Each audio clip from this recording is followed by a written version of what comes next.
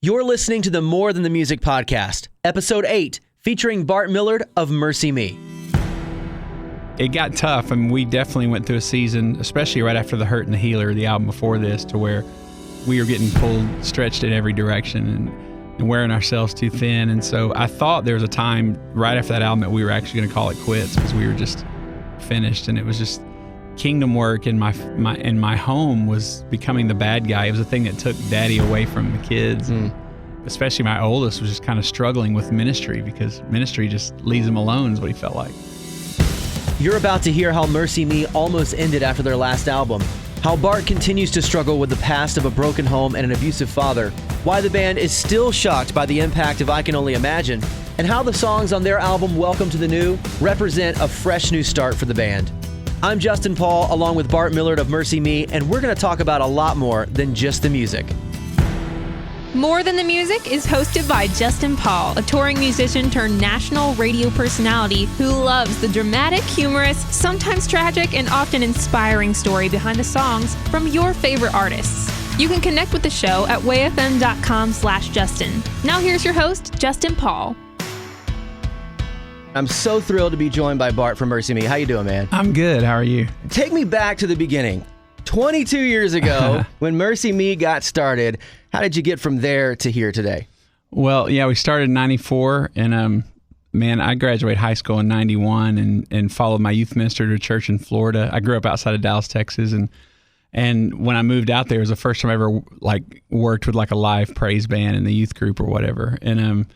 And just fell in love with it, and it just sounded a lot better than having an actual job. And so, in fact, my grandmother said, MercyMe, why don't you get a real job, is where the band name came from. When she was asking me what I was doing in my life, I told her I thought I want to start a band, but started leading worship at church and doing disciple nows and retreats around town. And then, we were independent until 99, I guess. We made 6 albums on our own, and we're doing about 250 dates a year by then. And on one of the last independent records we made, we wrote I Can Only Imagine.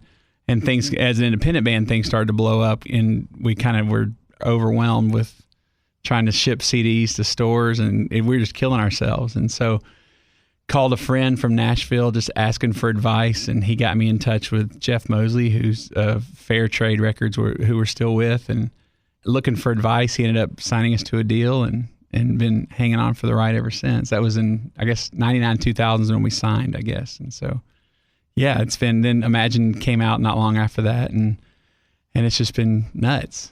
I mean, I Can Only Imagine, if there's one song that people know of Christian music, it is that song. I mean, how does it feel to carry that banner? That's the one song most people know from Christian music, even if they've never listened to Christian music. Well, I'm definitely not complaining. I mean, it's to have a career song is overwhelming, and for whatever reason, to kind of, even though we've been a band for so many years by that point, but to sign and that kind of be the first song out of the gate, it's been really cool. At times, it's been frustrating because you've kind of feel the pressure of having to follow that up, but we realized we don't need to follow it up. We already have that one. So we just, started going whichever direction we could. So we're just glad that we're still avoiding hard labor. Well, that song came out, you said in 99. I mean, do you ever get tired of singing it, when you're out on the road? Oh, man, sure. I mean, sometimes you just get tired of singing in general. The thing that's amazing is that the crowd's response every night is always unique. It's just really weird that people still respond as if it's the first time they've heard it sometimes. Yeah. And so you would just think that after all these years that wouldn't be the case. But we've closed with that song since we wrote it, and I think every night we still do the same thing. It's now it's such a routine that I think people be offended if we didn't end the night with it. If you go to a MercyMe show, you have to hear I Can Only Imagine. Yeah. I don't think we've ever not played it, I don't think. Surely not. Not to make you feel old, but I was in junior high when that song came out. That's awesome. So was I. That's what's weird. I started when I was early. I did make a couple of notes, things that aren't as old as I Can Only Imagine. The iPhone didn't come out until 2007. Right. The iPod is actually not as old as I Can Only Imagine. That's awesome. Yeah, we're on tour with Citizen Way and Zealand Worship right now, and one of the guys was asking, because we don't usually go out and sign autographs at the table because it just takes too long anymore. And he was like, "When did you stop doing that?" And I was like, 14 years ago. And it's man, the fact that I can even say that is hey, I'm grateful. I'm really grateful. Well, here you are now. I mean, the band's been going all this time, and I know over the years things have changed for members, and family is now a part of this. I mean, your wife and your kids. How do you balance all of that and a career and now writing a new album? I mean, it's a lot of stuff going on in your life. Yeah, it got tough. I mean, we definitely went through a season, especially right after The Hurt and the Healer, the album before this, to where we just hit a wall and just we were getting pulled, stretched in every direction and wearing ourselves too thin. And so I thought there was a time right after that album that we were actually going to call it quits because we were just hitting our head against the wall and we were finished. And it was just kingdom work, and my home was becoming the bad guy. It was a thing that took daddy away from the kids. And, you know, especially my oldest was just kind of struggling with ministry because ministry just leaves him alone is what he felt like. And we saw that kind of that tension. And so we decided, you know what, this isn't worth it. I don't want to be the absentee dad and father. So I thought I was in the process of quitting. And then the band was like, hey, let's fix what's broken first. And so we cut all of our shows in half to about 60, maybe 70 shows a year. And we moved to Nashville because of that. If you're not going to rely on touring, then being in Dallas is hard as far as being a songwriter and stuff like that. So we moved to Nashville just because business is being done here. Sure. And have slept in my own bed way more than I ever have in all the years I've been in the band. And also just been able to write and for other people, and something I never get to do, which I'm having a blast with. It's been pretty cool. Yeah, and a lot of bands, especially that has been around for a long time, their family's able to go out on the road with them. Is that something your family's able to do? I mean, they could. I've got 5 kids. But the band has 16 kids between all of us. Wow. And that's with one band member not even having kids. You need like 3 church vans to fill exactly. those people. Yeah, we would totally blow whatever budget we had if we brought them all out. And like we'll do things like we go to Disney and play Night of Joy every year, and so they'll come out. We'll go out there for about a week, and we've always done that for almost 12 years. But yeah, usually I'm taking one kid at a time. Like I'll take Charlie, my middle son, out this weekend, and got to spread it out. We can't. Yeah, there's just not enough room. Jumping into the album, the title track is "Welcome to the New." It's the first song on the album. What's the significance of this name? Because I know there's a story here. Why all these years later is there something new happening with this album in MercyMe? Well, it goes back to kind of the story about how we almost called it quits after The Hurt and the Healer.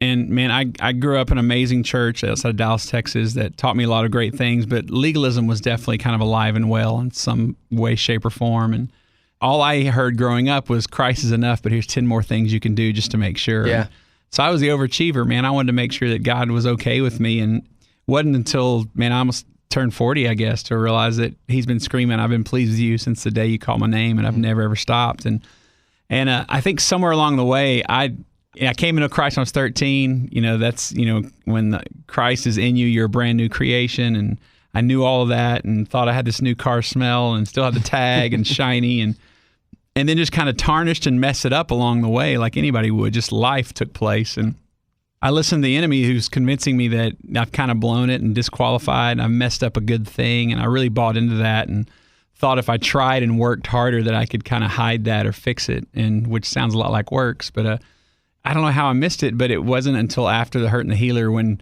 just going through unpacking some truth with a friend of mine, that realized, if Christ remains in you and the Spirit that's raised Christ from the dead, it dwells in you, in his eyes, you're always a brand new creation. You remain new. Even at your worst possible day, you remain new. And somehow I just never saw it that way. Yeah. And so the idea of actually resting in the finished work of the cross and resting in the fact that all the work's been done. And so we really are meant to enjoy something that we don't deserve, but we certainly have, and just to enjoy it. And we are not bad people trying to be good. We're actually holy, righteous, and redeemed because of who's in us.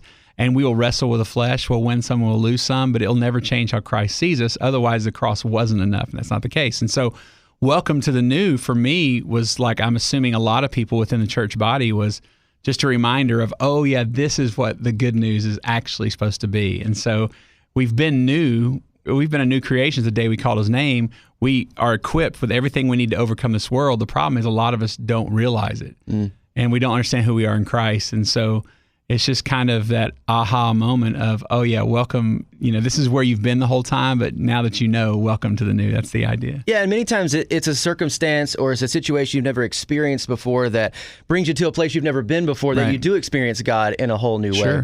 And I know people, a lot of times they look at performers and they look at singers and they think, man, they have to have all that junk together. They're up there on stage singing about it. God's using them the right songs. But I appreciate you being so real about that, because That's what we all go through. Typically, we probably don't have it together more than most, and that's why we do a song and dance to kind of keep your eyes diverted elsewhere.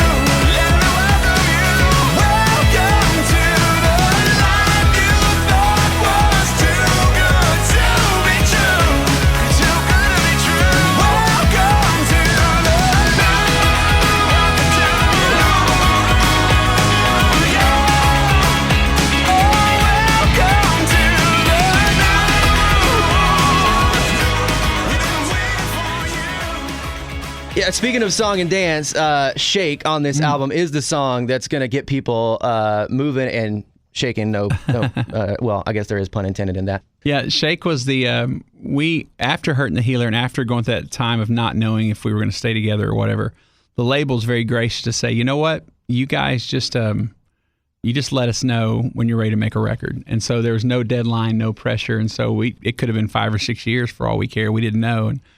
But the second that we started kind of realizing that our identity was not MercyMe, and the second I thought I was about to walk away, the opposite happened. I started falling in love with music again. And when we cut stuff back and only did shows that it wasn't to pay the bills, but it was places we really just wanted to be, everything changed. And so all of a sudden we were writing when we weren't planning on it. And Shake was a song we wrote before we ever even thought about making an album. We wrote the song and it was just kind of, we thought it was this whole idea of we had this eternal joy, but sometimes we can be some of the boringest people on earth.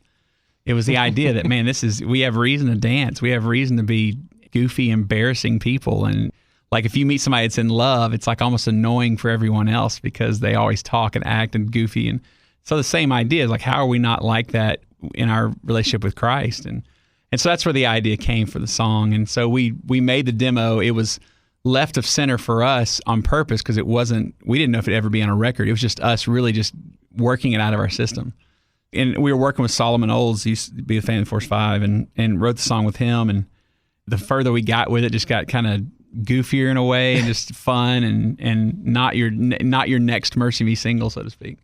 And so I mistakenly let the label hear it, go, hey, we're goofing off of this. And they leaked it to YouTube on purpose, like right when they got it in like November, and we didn't even start writing or working on a new album until January. Like this was like a few months before we even, so we're like, okay, he definitely forced our hand it's time to start making a record, which I'm glad, looking back, I'm thrilled he did, but it was so random. I would have never guessed it to be the first single, but yeah. I'm glad it was, and it was definitely the right, like, head turner for where we were coming from and the new music we were making. I think it is a good reminder that we can have fun as Christians. We can goof off. It seems like all the time that Christians are portrayed as just angry people. Right. We should have the joy of the Lord in us so much that we can have fun in music and in our everyday life. Absolutely. Yeah. It's like the novel concept that we have something that people desire and not something we have to scare them into wanting. You gotta shake, shake, shake, like your chain. Brand new look so good on you, so shake like you've been chained. Come on, shake, shake, shake, like your chain. Brand new look so good on you, so shake like you've been chained. Come on, shake, shake like you chain, shake like you chain.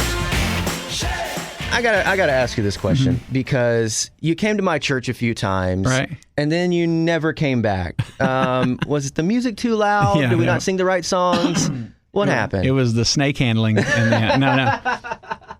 No, we just moved to town. Actually, we were renting a house in south of Nashville, and then we just bought a house that was literally about 100 yards from that church. Yeah. And so we had been going to church for a while, and we were just looking around to see where God wanted us, and went there for about a month and loved it. And then we had dear friends whose kids are really close to our kids and kind of the only friends our kids had in this area right now, or at the time.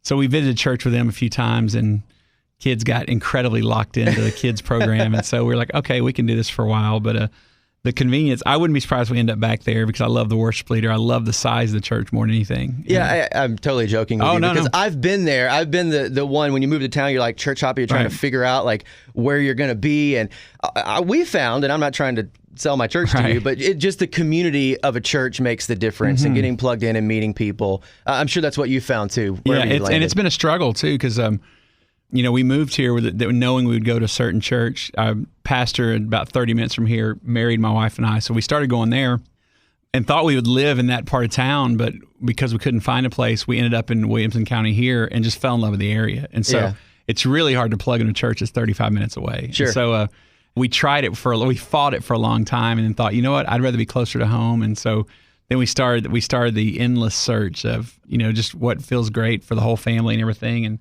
no complaints. The hard part is that every church has been great. And so it's just we got sucked into the my best friends go here trap right now. Trying to figure out where you're gonna plant and where you're gonna stick, what church you're gonna stick with. That's a tough process. I mean, I've been there. I get it. Like when we first moved here, it felt like it took us a year and a half to figure out where we were gonna go, who we're gonna get plugged in with, and ultimately ended up where we are. And what's crazy is that I go to a different church right now, but Charlie and Michael I see almost every other day, right? Because I live so close. Yeah. At the restaurant there, and so it's like I have a better relationship with them than I do any pastor I've hung out with so far. So as a musician, as a singer, do you go to church and people like automatically assume you're just going to get on stage and start singing? No, not necessarily. I've never had that, but I'll take it back. When I lived in Texas, I lived in a town that I actually grew up in, and so there was a lot of can you do me a favor kind of stuff, because I knew you when you were a kid or whatever, and so. Definitely not that way in Nashville, I guess, because everybody's a pretty great musician. My here. grandparents' church I went to, if they knew you could sing, they'd call you out. I grew up in that. Sister, play the piano and sing us a song. Yeah, I grew up in that kind of church, and I've had that same church ask time and time. Whenever I go home for the holidays, it's like I got to kind of stay clear. Yeah, kind of sit in the back row. Yeah, this church used to have like this partition that was like at the back where it could just section it off, and I used to try to sit behind the curtain because I play drums, and they would like always call you out. They were like, "Come on out and play drums. We don't have a drummer today." Yeah, I love when you volunteer. Like if you're willing to help with like kids ministry, which is always a need. They assume you want to be worship leader or in the band. It's like, no, man. It's like asking a dentist to do a root canal on his day off is what it feels like sometimes. Like sometimes, we want to be poured into as well. We just want to worship, you know. So I'm looking on your Instagram and your Twitter feeds, and I think you play with more phone apps and filters than any 15-year-old does. Like I only use one, but I'm good at it. Like you're creating old faces and beards on yourself. Oh, right. Yeah, I blame my kids for those, but they got me into some. I was bad enough before, and now that I've got teenagers, it's like they'd teach me a thing or two. But yeah, the whole face swap and all that kind of stuff. I thought that was pretty dang funny. I blame the fans because I can post something about something profound and get like 100 likes, and I face swap and it's like 10,000 likes. It's like, come on, you guys are making me act this way. What happened to our Christian faith? You're supposed to like the Bible verse, not the face swap. I'm also looking on your website too. You guys do a lot of cruises and stuff. I had a terrible cruise experience. The first cruise I went on, set sail the day after Hurricane Sandy went through the Bahamas. And I have terrible motion sickness. Like, I was so drugged up on that. I had the bracelet, the thing behind my ear. I'm taking the pills just because the waves were so rough. I can't imagine. You ever had a cruise experience like that? 'Cause you do so many of them. I've had some, and we haven't done a ton. We just, a handful, but more than I've been on. Well, true, yeah. I haven't had obviously haven't had a bad experience yet, or I probably wouldn't be doing them either, but we've had a couple choppy waves, but nothing not where furniture's moving and stuff like that. No, we haven't had that bad. I was knocked out one night just from taking all the Dramamine and stuff, and my wife, she says that she actually was lifted up in the bed. Oh no, on this cruise. No, man, I don't think I could do that. They will not cancel. Yeah. So if you're on the MercyMe at Sea cruise, they will not cancel no matter what happens. Yeah, no, we haven't had that yet, but if we do have that, there probably won't be another MercyMe cruise. Like, I'm done. Like, the rest of the guys can go out. I am done with this.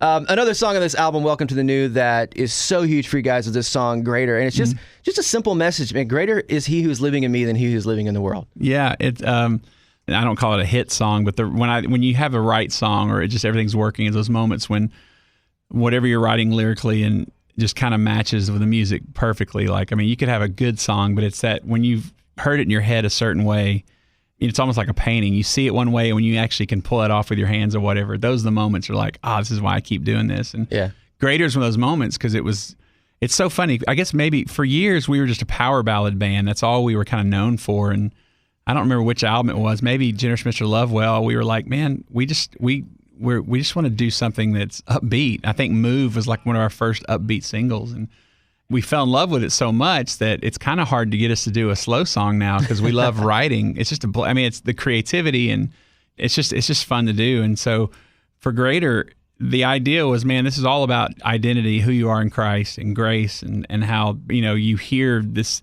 the enemy keeps saying you're this way, but there's also a voice in you that says you're holy, righteous, and redeemed. And it was like, man, how do we, it could have been easily. In fact, I remember the other day I was at home playing it almost like a piano ballad, and the lyrics were really powerful, but it was like, that's not the point. The point is like, how's somebody dancing with their steering wheel when they hear this? And, we want it to stir some kind of joy or, celebration. So that's where Greater came from. And it's hard not to dance to if you hear it, or at least that's what I've felt. In fact, our dumb video is a bunch of cloggers from here in Tennessee. We made it as ridiculous as possible because that was kind of our point. Just don't take yourself too seriously and live your life as if you read the last page of the book. You know how the whole thing's going to turn out. Enjoy it. Be okay to fall down and get back up. Because it doesn't change how Christ sees us. 'Cause I hear a voice and he calls me every day. When others say I'll never be enough. And greater is the one living inside of me than he who is living in the world. In the world.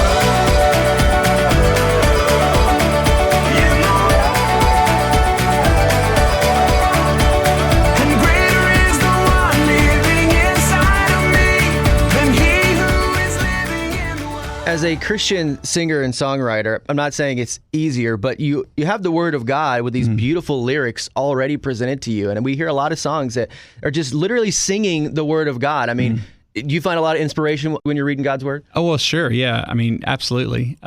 Just the way that I write more out of, it's definitely the Word of God, but more out of life experience and how the Word of God applied to that is where 99% of the songs I write come from that.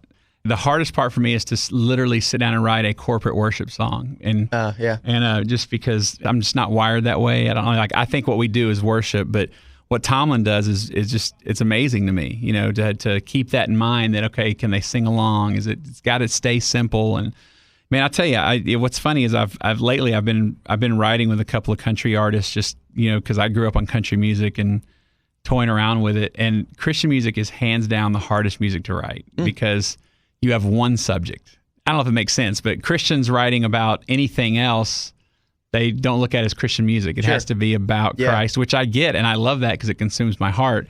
But you've got a lot of people writing about the same stuff, so it's a little more challenging to be creative in that field and finding new ways to say it. Man, the first time I wrote country, I was like, hold on, I can actually write about my shoes being untied, and that's a single. It's a really my dog. Yeah, so it's amazing how it's like, it's challenging too, but it's just when you've done this your entire life, it feels like under these kind of rules and guidelines of it has to be about this. To be able to write about literally anything else is like, wow, it's like the first time I've ever written sometimes. Yeah. So, Christian music's the hardest, in my opinion. I hope one day, though, we can break through that, because as Christians, we still live a life just like normal people.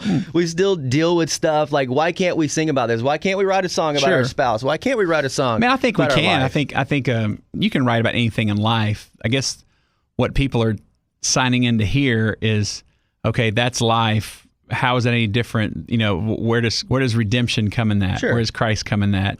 And I think that once you go there, it becomes a Christian song again, which is not a bad thing. I mean, that's what sets me apart from the rest of the world is that, I deal with the exact same things, but then there's Christ, and it's like, and that's whether I have the same results, whether it's cancer or whatever, but then there's Christ. I'm not saying that I'm going to be healed and they're not. I'm just saying my perspective is because Christ is a part of it. Mm-hmm. A great songwriter writes about whatever consumes their heart. If you're in love or it's politics or whatever, it doesn't matter. It comes out. And our hearts have been consumed with Christ for a long time, like breathing for us. It just, that the hardest part about writing any kind of country song is it not becoming a Christian song. It's and I'm not, I'm not like writing stuff I'd be embarrassed to say about it. It's just it's hard not to go there like on a bridge or whatever, because it's such an integral part of my life. Well, growing up, you grew up in Texas. I grew up in Georgia, so like our lives are pretty much country songs. How could you not write about that? So true, yes. Yeah, my story is definitely a country song. I am not honestly a fan of country music, but I could tell you things about my life and you'd go, that's exactly what I hear in a country song. Totally. Yeah. And I grew up, I had no choice. I grew up in country, but I love like 70s, early, like I'm more of a Dwight Yoakam, Willie Nelson kind. I like old country. Like I'm not a big, some of the pop country now is like just 2 degrees off from what Christian music sounds like half the time. So it's not that far. It's all from Nashville right now. Yeah, I saw you were writing with Hunter Hayes recently. Yeah. How was that? How did that go? It was great. It was weird. Hunter, his first concert he ever went to was coming up to Breathe, the MercyMe concert. So he is a huge, like when I say huge fan, like first couple times, like he was nervous. And I was really trying to break the ice so it wouldn't be awkward for him. What was he like, just born then? Because he's not that old. Yeah, he's 24, something like that. But yeah, he was pretty young. That would have been 05, I guess, 04, 05. But yeah, he was young, and he said, man, he heard it, and it's still one of his favorite records. And so we played at the Ryman at Sam's place with Stephen Curtis, and I finally had a chance to meet him. And he was like, can I sit in on Dear Younger Me? We're like, yeah, sure. And so we just hit it off and went to lunch and just hung out. And he was like, man, would you ever want to write? And I always assume, because we've had country people that want to kind of take a stab at gospel, they all have some connection with a church or something like that. Sure. And a lot of times they'll write with us and it's like their chance to kind of get it out of their system. Let's write a gospel. So I thought that's what Hunter wanted to do. But he was like, no, man, have you ever tried to write country? I was like, I mean, not seriously, I haven't. So we started goofing off stuff and just had a blast. And yeah, it was very therapeutic for me just to write about something, one that's not for me. Yeah. It's almost like intentionally and just not Christian, and what's crazy is that it kind of allowed me to kind of miss the things I do love about music. I remember going back in the studio after writing with Hunter a few times for MercyMe. Man, we wrote what I guarantee will be our next single off the new album already.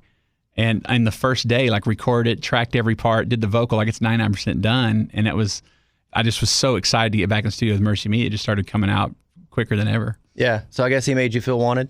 Yeah, I guess so. Yeah, he did. Yeah, cheesy he definitely joke of the day. Yes.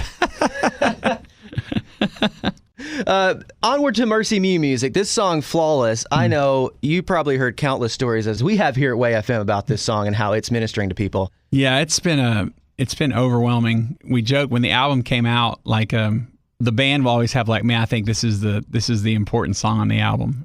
And so Mike and I said, man, I thought Flawless was the song. For me, the one I wrote, that was the one.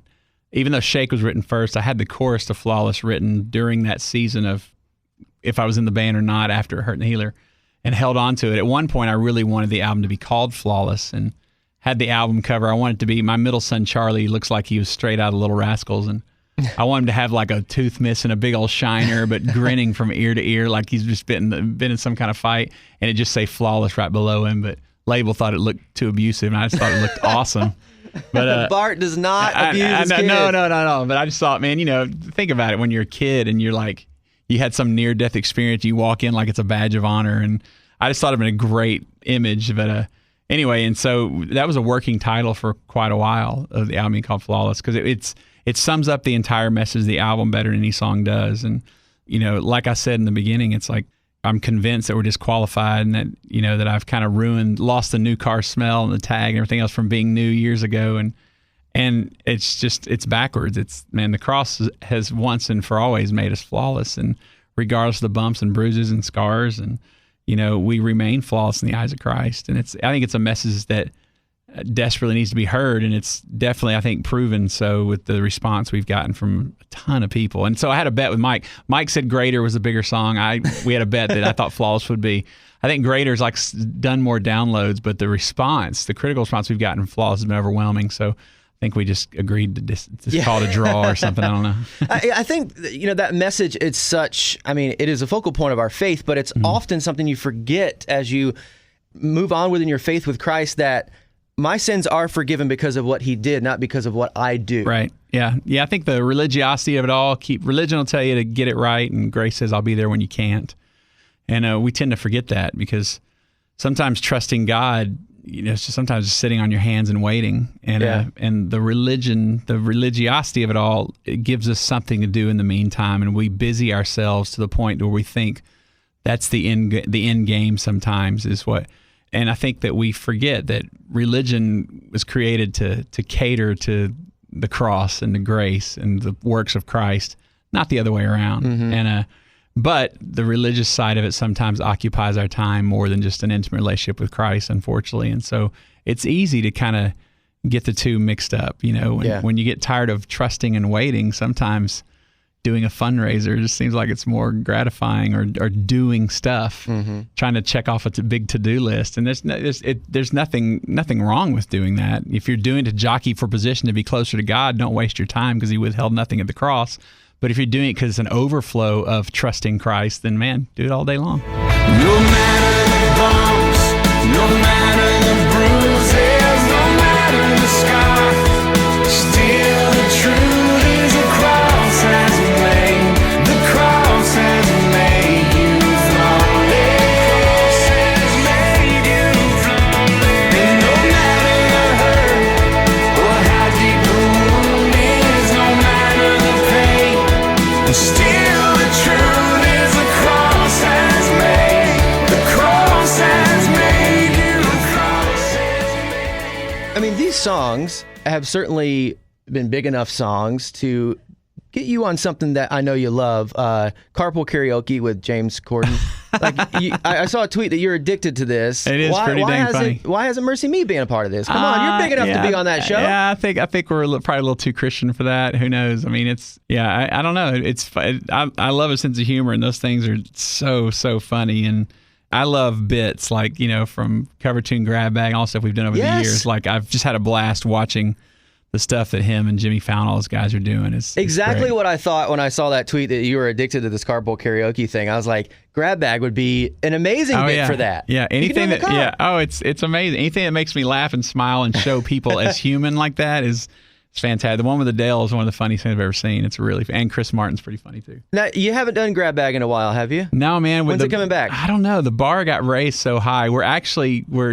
I think we're coming up with a different idea. Now it's just finding time, man, with kids and everything else. That's the toughest thing. But we have a new idea that we're trying to, that could be pretty awesome if we can pull it off. But we'll see. I'm not going to say anything yet because that makes me little teaser. Yes. But yeah, I think that Cover Tune Grab Bag is going to probably stay where it is. The problem is when other bands and the tours got involved, like with Obladi and Beat It and all those, it got so big. It used to be just us in an office after midnight when everything's funny. And it grew so big, it was like, okay, we can't go backwards. And so it just got out of hand. And so maybe it's just time to come up with a new idea. We'll see. Now, if you could just eliminate a few things from your day, like fantasy football, you might have more time to do Grab Bag. It's the off season. I'm okay. I got time. Also, you have this love-hate relationship, kind of like I do with fantasy football, because I actually study. Yeah. I actually work at my fantasy football team, and somehow I always finish last in our office league here. Yeah, me too. The year I gave up is the year I actually won the league. And so I was like, there's no, I was like. Why does it always work out like that? I know. And I do love it, like probably too much. I love sports so much. Baseball, basketball, and football. I love it all. And I'm such a huge Dallas Cowboys fan. Like, grew up in Dallas by default. Sorry. I know. And so this is fantasy football justifies me watching every game. Yeah. And so my wife doesn't like it as much, but I love it. I do. I get it. It's the perfect pacifier for a grown man. It's football ADD. It's like, oh, now I can do something with my hands while I'm watching. It's pretty awesome. Yeah, fantasy sports. My wife hates all of it because it keeps me watching sports that I would have never watched. Like fantasy football season, I actually played fantasy basketball, and now I'm playing fantasy baseball. So it's a year-round thing. Oh man, I can't. I tried baseball once. I can't do it. The other sports, baseball is real commitment. It's every day, That is a man. long stinking season. So. Well, like the winner of our Way FM Fantasy Football League has been Joy the past 2 years. Her team name is Sunshine Sparkles. Oh, no. And this past year, I think it was this past year, with her first pick, she took Drew Brees, and with her second pick, she took Cam Newton, and she still won the league. Awesome. Like, you don't take a quarterback first round, not much less telling you, first man, two rounds. It's so frustrating. And yeah, I do say I get a little superstitious because, like, I had the same team name for a few years, and I changed it, and I won. And then I actually went back. I don't know why I changed it back. I should have stayed, but I changed it back and went last place. And I'm like, struggling with my team name, man. So what is your team name? My original team name was NF Elvis. Okay, and clever. Then, and then it became Football Jesus. Did you win with Football Jesus? I won with Football Jesus, yeah. But then I thought, man, I thought it was like blasphemy, so I went to NF Elvis and went last place. So now I think it's more reverence. I'm going, and I had this great. There's like this old '70s pic where Jesus is in his full toga, his robe, and he's handing the football off to this little league kid in full pads with a smile on his face. It's so '70s.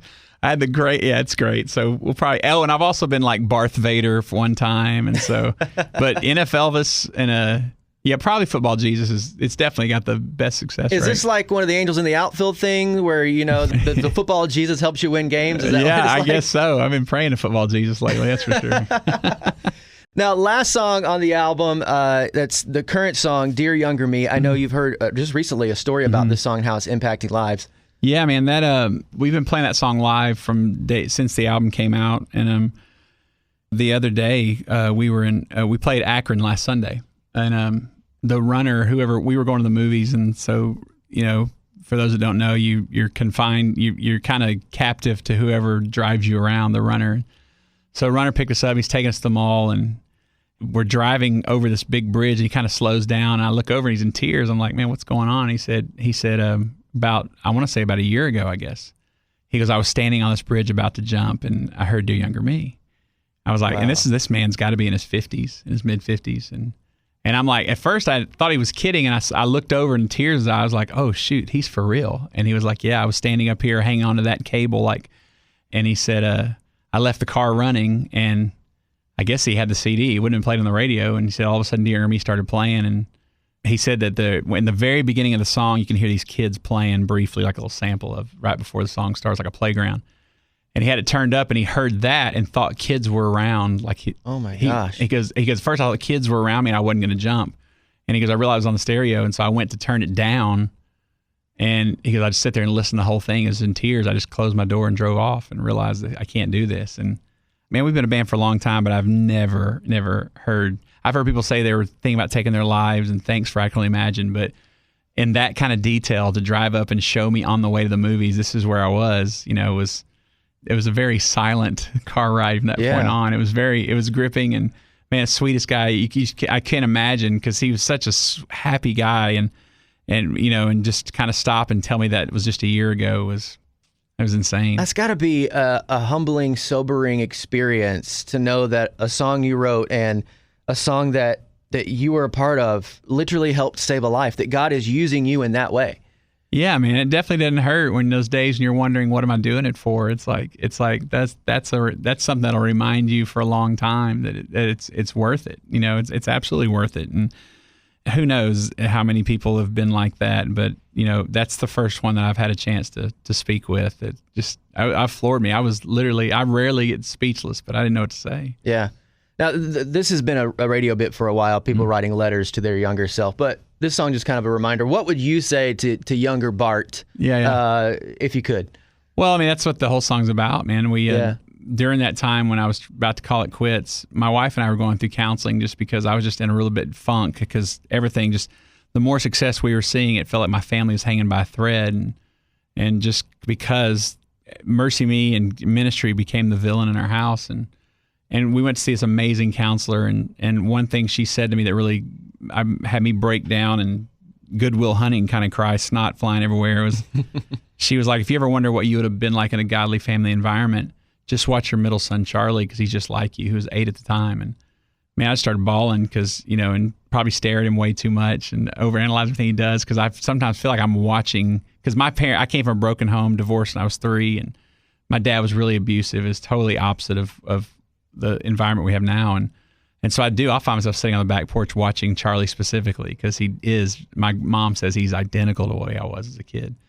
And it got me thinking one day, like, man, if the 8-year-old version of me walked in, what would that conversation be like? And the blessing and the curse of a songwriter is my therapy is I actually write songs about it. And so it's like, oh, it's a cool idea for a song, and just didn't know what exactly I was going to say. And I actually started stressing out about it, because I was like, as if he was about to actually walk in looking for me to say some big bit of wisdom. And I couldn't figure it out. I mean, one night just driving in a car by myself, I really couldn't get out of my head. And I think the thing that had jarred me during that season of my life, the last few years, was that a friend of mine that's reminding me that there's nothing you can do to make Christ love you any more than he already does. And just the reminder that, man, you have the enemy that's telling you disqualify, you're not enough, it's your fault. The Spirit that never leaves you, by the way, is telling you that you're holy, righteous, and redeemed over and over and over. And so that's when I realized, man, I think that's all I would just tell him that it's not your fault, and you were never meant to carry this guilt and this shame anywhere past the cross ever. And I've carried it most of my life. And as any 8-year-old, just to keep saying it over and over, you're holy, righteous, and redeemed, over and over and over. If that could get drilled in my head, it turned my world upside down at 40. How much damage could it have done if I had understood it at 8? You are holy, you are righteous, you are one of the redeemed, set apart a brand new heart. Oh, you are free indeed. And every mountain, every valley, through each heartache you will see. Every moment brings you closer to who you were meant to be, dear younger me. Dear younger me. You are holy, you are righteous, you are one of the redeemed, set apart, brand new heart. Oh, you are free. This song's probably going to be the last radio single from this album, because you got some new music coming out that you're working on. You're in the studio right now, writing and recording. Yeah. When can we expect the new stuff from MercyMe? Man, that's a good question. I've been told about a year from April of next year is what I've told. The rate we're going, I think it'll be finished way before then, but who knows? I mean, we've only been in the studio for 2 days, and we've already written 2 complete songs and love them. And so we're doing it differently. Normally we try to write stuff and we go in the studio and track it all at the same time, but all we're doing now is we're picking 2 days at a time. We've booked a studio. We go with our producers, and we don't even get together before then. We go in and just see what we can create. And if we find an idea that, you hit something that just feels right and you're excited about, normally you would get that idea down and get as many as you could, because you've got the drums set up and all the stuff that, you just get as much as you can. But we're actually following through and finishing that song as much as we possibly can right then.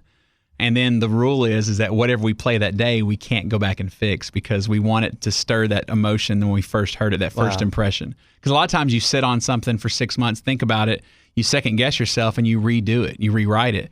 And then it never fails. There's a time when you go back going, man, I wish I would have stuck with the original. So that's what we're doing. It's like the first song we wrote that first day, it's 99% finished and ready to mix. I may fix some stuff vocally just because of hisses and bumps or whatever along the way, but I know right now Mike's like, man, I got 4 more parts I want to do. And we're like, no, it's when you were in the moment, and whether it's ahead of the pocket or whatever, when you were in the moment, you were feeling it and you were so excited about it, that's what we want.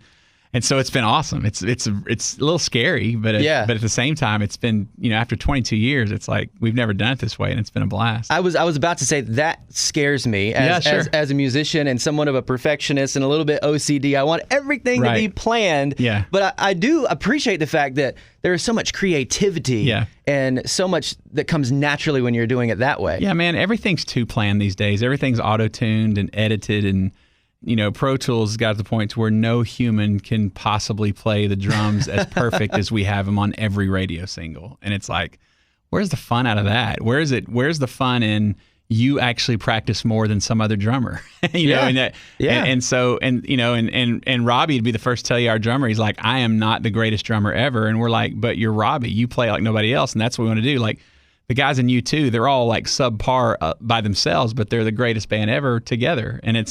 And so that's what we're doing is like, man, there may be a time if our producers can not pull out of their hair to where if we were so into it that we rushed the pocket at a certain place or whatever, it's like, man, it's cool. We'll hopefully get a chance to make more music if we don't get it right. But I'll tell you, we were so excited after that first song and just blown away by just how much energy it had and how we were like little kids. And you understand, like we'll track something and then everybody leaves and then I'll write lyrics and do, guitar parts will be done a month later. And then from that point on, everybody does their parts individually. Like they'll book time with a producer and go in. And so this is the first time in our career that Robbie, our drummer, just sat there in the studio and waited for me to write lyrics and do the actual vocals. And we started like 9 that morning, and then 2 a.m. at night. Wow. We were done. And Robbie never left. And he was like, it's sad. It's the first time I've ever seen the process all the way through. And we all were in the room, and man, it was so much fun. We're just doing 2 days at a time. And if nothing else, we'll have one idea, and the goal is to finish it in those 2 days. But so far, it's been a song per day. And so I don't know if we can keep it up, but yeah.